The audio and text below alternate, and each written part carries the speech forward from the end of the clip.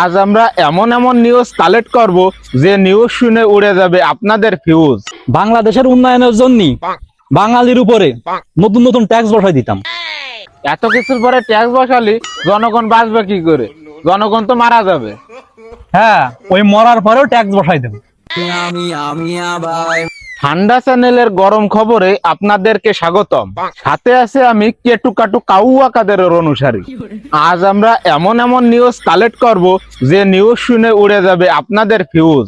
আজ হাজির হয়েছে গাঁও গ্রামের সহজ সরল মানুষদের ইন্টারভিউ নেওয়ার জন্য। আমাদের চ্যানেলের পক্ষ থেকে তাদের কাছে কিছু প্রশ্ন করব। দেখবো গ্রামের সহজ সরল মানুষগুলো সমাজ ও দেশ বিদেশের প্রতি কতটা জ্ঞান রাখে। ও ভাই ভাই ও ভাই, একটু লাবণ দিনি, কিছু কথা কই। কি ভাই? আমি হ্যাঁ লাবেন লাবেন। খেজুর খাচ্ছিলাম, এখনই আসা লাগবে? হ্যাঁ লাবেন। लेकिन ये साला कर क्या रहा है यहाँ पे?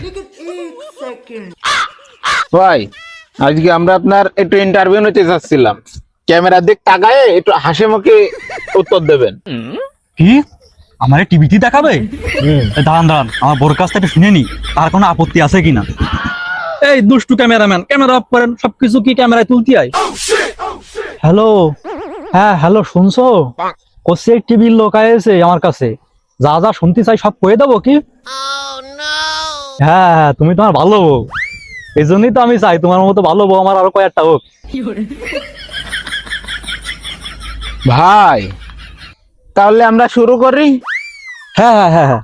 আচ্ছা, আপনি যদি সরকার প্রধান হতেন তাহলে বাংলাদেশের জন্য কি কি করতেন? বাংলাদেশের উন্নয়নের জন্য বাঙালির উপরে নতুন নতুন ট্যাক্স বসাই দিতাম। কি বলেন? আমাদের এই সরকার তো সবকিছুর পরে ট্যাক্স বসায় দিচ্ছে, তারপরেও আরো কিছু বাকি আছে বলে আপনার মনে হয়? হ্যাঁ আছে তো। যেমন? প্রথমেই প্রাকৃতিক সম্পদ ভোগের উপরে ট্যাক্স বসাই দিতাম। মানে? এই যে বাঙালির জাত গাছপালা থেকে ফ্রি ফ্রি অক্সিজেন নিচ্ছে, এরপরও ট্যাক্স বসাই দিতাম। চোখ দিয়ে সবুজ শ্যামল প্রকৃতি দেখে যে বাঙালিরা চোখের জ্যোতি বাড়াই নিচ্ছে, এর উপরও ট্যাক্স বসাই দিতাম। তারপরে সূর্যের আলো মানে রোদ, এই রোদ থেকে যে ভিটামিন ডি নিয়ে হাড় আর দাঁত শক্ত করছে এই বাঙালির জাত, এরপরও ট্যাক্স বসাই দিতাম। বলেন কি?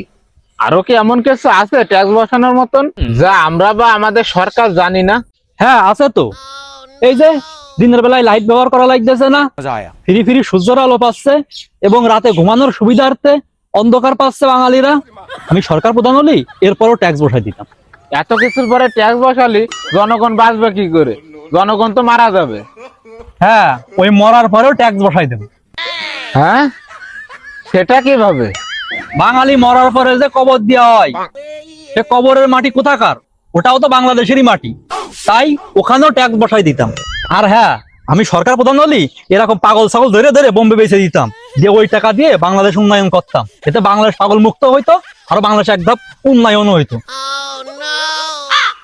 আমি আগেই বলেছিলাম আজকে এমন কিছু কিছু নিউজ শোনাবো যা শুনে উড়ে যাবে আপনাদের ফিউ। তবে এত সময় গাঁও গ্রামের এই সহজ সরল ব্যক্তির কথা শুনে যা বুঝলাম, ইনি যদি কোনোদিন সরকার প্রধান হয় তাহলে জনগণের আফসোস করে বলতে হবে বাংলাদেশে জন্ম নিয়ে আমরা ভুল করেছি।